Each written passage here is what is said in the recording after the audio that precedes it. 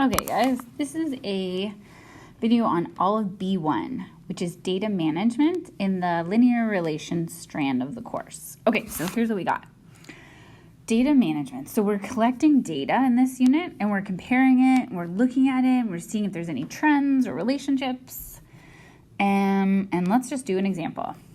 Okay, so let's say I collected some data on study time and score. So does the amount of time you study reflect your mark in the class? So we gathered some data. Looks like we only gathered data from 6 people. So that's what we say, like the sample size is 6 people. You know what? That's a horrible sample size. It's so small. When you think of like all the people, like what are you doing this study on? Is it like maybe a Bernie Custis study? Bernie Custis studies? Well, how many people go to Bernie Custis? Like 1,000, 1,200? And we got a sample size of 6? Pretty small. So usually you would want your sample size to be much larger. But just for time's sake, we're doing it with 6. But that just means that your results are less reliable. Okay, so let's check it out. So first, let's graph it. So we notice that in the first column, we have study time. That is called our independent variable. The first one in the column is always, the first column is always called the independent variable. The second one is called the dependent variable. Okay, the independent variable on your, it's the one that just happens. So you just study, that's what you do. And then your score is going to depend on your study time.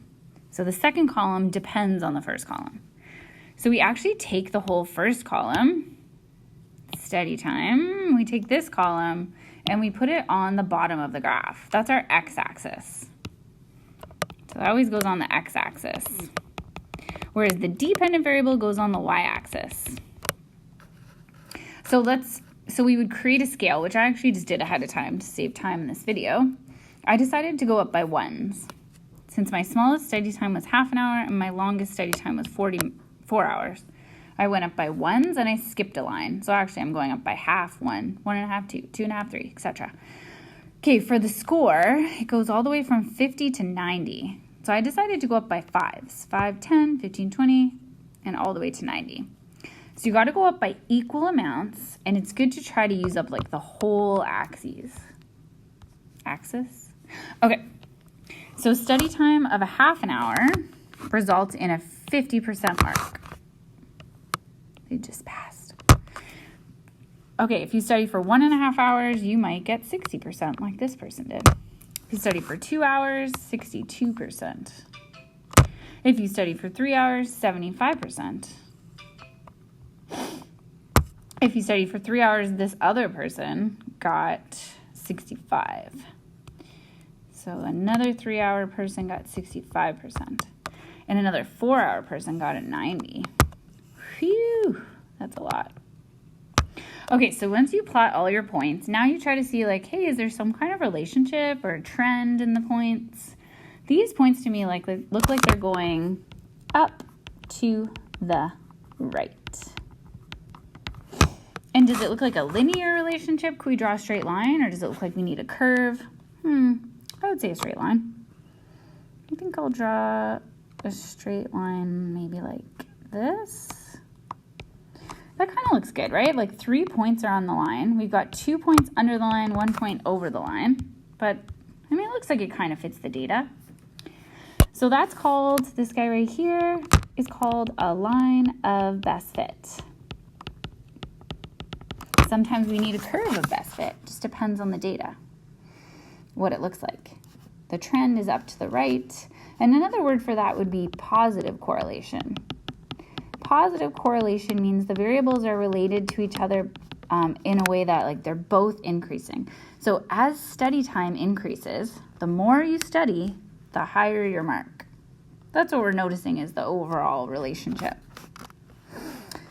Okay, so that's basically how you graph a scatter plot. Okay, there's things called interpolate and extrapolate. So I'll just try to say that quickly.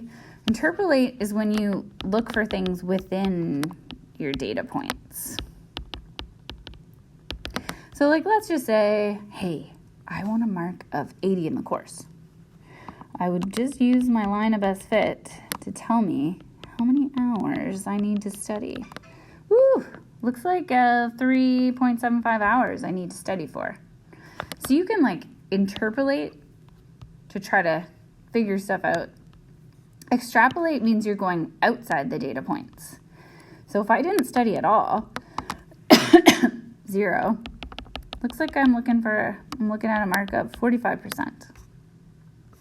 So notice I'm outside of my data points.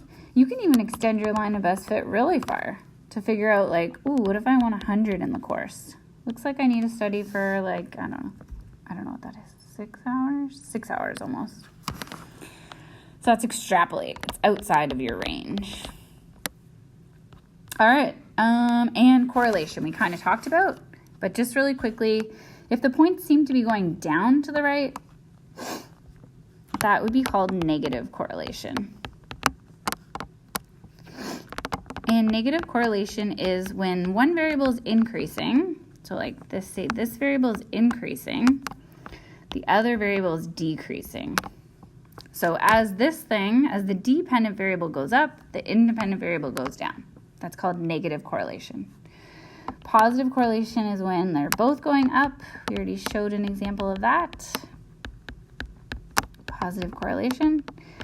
And you can also have no correlation. There's lots of things that aren't related at all. They just form like a giant bunch of circles. Like you could literally make a line of best fit in any direction and it would be equally as bad. And that was pretty much it for B1. We also kind of talked about how to make an equation of the line of best fit involving the y-intercept and the slope, but more on that later.